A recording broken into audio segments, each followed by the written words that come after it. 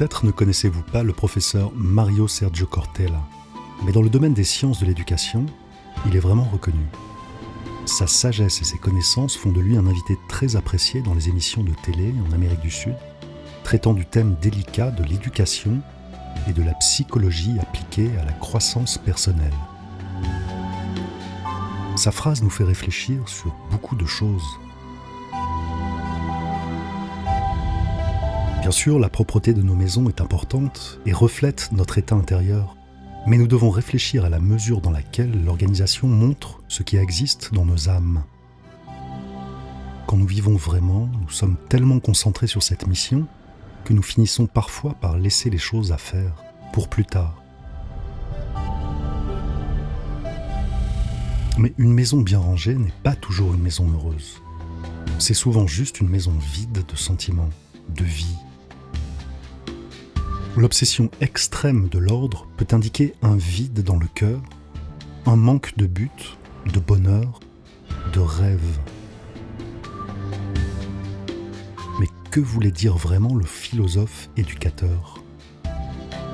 De toute évidence, sa déclaration ne faisait pas l'éloge du désordre. Il est évident que le manque de propreté dans un lieu de vie ne peut que nuire à ceux qui y vivent. Les réflexions de Cortella découlent plutôt d'une tendance sociale, celle d'essayer de manière obsessionnelle de toujours tout mettre en ordre et de trop chercher la perfection.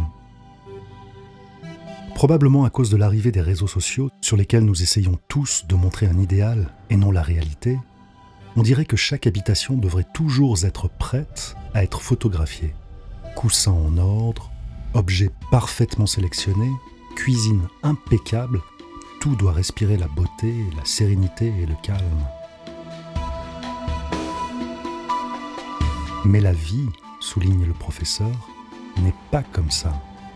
La vie n'est pas parfaite.